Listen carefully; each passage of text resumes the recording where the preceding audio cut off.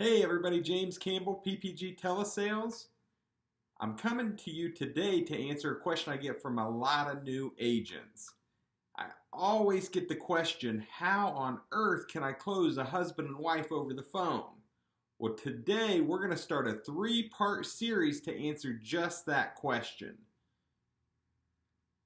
Now, ideally, we would like to have both the husband and wife on the phone right from the beginning of the call. But that just doesn't happen very often. In fact, I can't even remember the last time that happened to me. So we need to take some steps to figure out exactly what we have going on. The first thing that I like to find out is I need to identify who needs coverage. And that's very, very important. I want to know, am I talking to the husband, but the wife is the one who needs coverage? And does she even know, or do both of them need coverage? So the first step is identify who needs coverage. The second step is to identify who the decision maker is in the family. Because many times they may call them the banker or the one that wears the pants in the family.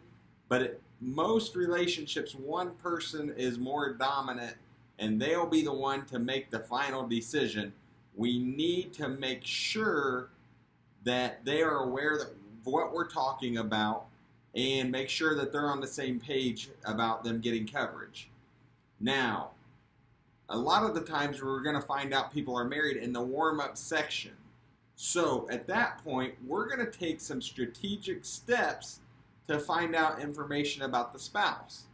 So you got to be a detective here. You got to ask some probing questions without turning it into an interrogation. So I like to find out some intel on the other spouse, which could be their hobbies. How many grandkids do they have? Do they babysit them a lot? How many children did they raise? What about, were they a stay-at-home mom or did they work? I want to find out information like that so that when I get them on the phone, I have a three-step process I'll take once I get them on the phone. So in this case, I'm going to say that I've been talking to John. John's a funny guy, and his wife, she was a stay-at-home mom, and she raised all the kids while he worked 12-hour shifts at the factory. So I'm going to tell John, hey, John, man, your wife sounds amazing. Go grab her real quick. I just want to say hi to her. Now, this is important because I want to know, does John's wife know what we're talking about? Now, once she gets on the phone, assuming that she does, I'm going to use my three-step method. The first thing I'm going to do is I'm going to introduce myself. Hey, Mary, my name's James. I'm with PPG, Final Expense Telesales. I'm talking to John today about our special final expense programs that we have for seniors, and he was just telling me that he worked at the factory and you stayed home with the kids. That is amazing. So you never got off work. John got to go to work and come home. You worked all day, every day, and raised all those children. I just want to commend you for that and let you know what a special person you are. So what I do there is I did step 1 and 2 there. Step 1 was the introduction. I want to give a lot of energy. I want to be an exciting person, somebody that's fun to talk to. Step 2 is I want to connect with her on her level, something that I can praise her about and get in good graces with her. And then step 3, what I'm going to do then is I'm going to make it about them. So if John is going to get coverage, I'm going to say, you know, Mary, this is an amazing thing your husband's doing for you today, and I'm going to be the one that helps you get your money. See, I'm making it about her. I'm going to help you get your money when John passes away, and I'm going to be here to help you in any way that you need help. Because I know it's going to be a very trying time, and it'll be good to have somebody here to talk to that is familiar with you and your husband. Don't you agree? And I'm going to try to get agreement from her. So the 3 steps, I'm going to introduce, I'm going to connect, and then I'm going to make it personal to her. And then I would like to keep her on the phone and continue with both of them into the health section without asking for permission from them to do so, assuming that they're both going to get coverage. And I will usually, this is a little tip here for you, even if the husband says he already has coverage and they're looking for coverage for the wife or vice versa, or we can only afford coverage for one of us, I'm always going to try to quote both of them. So I'm always going to ask both of them the health questions. And I'll just say, it's not going to cost any extra time or anything to go through this together. And you never know what we'll come up with. I'm just taking sort of a Hail Mary shot in a strategic way at ending up getting 2 sales, even if they've already told me they're only looking for one person insurance today. So I'm going to, in this scenario that we just walked through, I got both people on the phone. I was able to connect with both of them. I feel comfortable that they both are on the same page and know what we're talking about. So then I'm going to continue on to the health section. I'm going to ask both of them the health questions, if at all possible.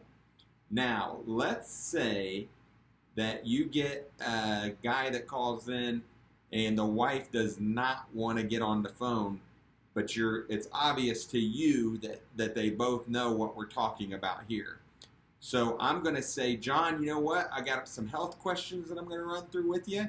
Do you feel like you're pretty comfortable knowing what's wrong with Mary as well? And hopefully John says yes. And if so, then I'm going to follow through the health questions. Eventually, I got to get her on the phone and ask the health questions.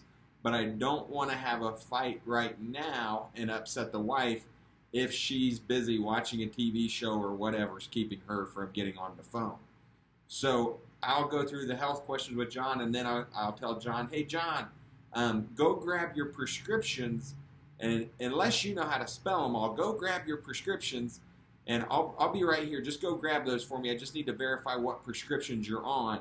And then I'll wait for him to say, okay, hold on. And I'll say, wait, 1 second, John. Go ahead and grab Mary's too. That way we can kill 2 birds with 1 stone. So I'm going to get Mary's prescriptions also because in Final Expense, I believe that the truth comes out about people's health when we see what medications they're on. So many people, and you guys have probably heard me say this before, so many people say, oh, I'm healthy, my doctor said I'm doing great. The reality is they have COPD, congestive heart failure, insulin-dependent diabetes, and their doctor meant you're still breathing. So that's good. So they assume that they're perfectly healthy, and then they're on 30 prescriptions, 2 inhalers, and insulin. So the truth always comes out with the prescriptions. So in this case, so scenario 1, I got both of them on the phone through the health section. In scenario 2, I used John to answer the health questions and get the medications for Mary. Now, scenario number 3, I have a guy that I'm going to call a suspect. And I suspect that his wife has no idea what we're talking about here. He's whispering in the back room or something, or she's not home. And he is completely avoiding any kind of talk about her knowing what's going on. So there's a couple different things that you can do in a situation like this. Number 1, you can straight up ask him, John, does Mary know what we're doing here today? I got to know, man, because this is a family decision, John, and I need to make sure that Mary's on board with this. I don't want you to get in trouble, John. And I'm going to put it to him like that and make him tell me yes, that she knows. And then I'm going to follow up with, so John, this is important. If we find something that's comfortable and affordable and you see the value in this today, you have the authority to move forward and you're ready and willing to do that. Right? And I'm going to get commitment from him because I got to time down on he's the man of the house and he can make this decision so that after I give him the rates, he doesn't say, oh, got to go. I'll let my wife know the prices. I'll talk to you later. So in this case, the only guy we would be able to close would be John anyway, but we want to get that commitment from him. And then if he backs out on us at the last minute, we'll bring that back up to him. So if we suspect that he is hiding this from his wife, or he doesn't have the permission, or whatever you want to call it, to make this decision on his own, we're going to put his feet to the fire and get commitment from him. Now, if he is shopping around for his wife and we believe his wife is home, we're going to say, John, this is very important. I have to ask your wife the health questions. Go grab her real quick. It'll only take 2 or 3 minutes, and we'll let her get back to her day. And we're going to get him to do that. So in that case, once she gets on the phone, I'm still going to do the exact same 3 things I would have done in the warm-up. Introduce myself, connect with her, make it about her, and then go into the health questions. So it's just a backdoor into getting the wife on the phone, and that is very important that we speak to both of them every time, if at all possible. So the backdoor in is to get the wife on the phone to answer the health questions.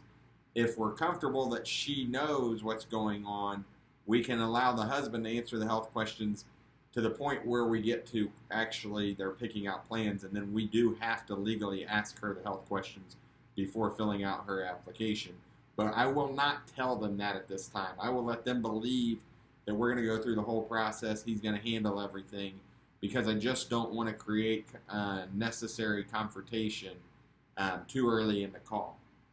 So at this point, we've either connected with both people on the phone, or we've gotten commitment from the spouse that is on the phone that they can make this decision and move forward, at least on their plan. If you ever have someone that is like, no, we just can't make this decision without my wife, she's not here right now, we're going to have to schedule a callback. This is one of the times that I would agree with setting up a callback, and I would really pump the plan up and get John really excited about it, and then I just pull the rug out from him and say, okay, great, John, what time do you want to get back on the phone with your wife? Because I want to create excitement, and then I want him hungry for more. I want him to be excited about this when his wife comes home, if I do have to set up a callback, but we try to avoid that at all costs. So that completes part 1 of our 3-part series. We have connected with both, we've got through the health questions, and we're ready to move into the needs section and the features and benefits section of our script, which will be what the next training will be on. So part 2 is going to be needs and features and benefits, and then part 3 will be the quotes and wrapping up the call. So thanks for joining us. Hope you got some good information out of this. Check us out, Premier Producers Group, Final Expense Telesales.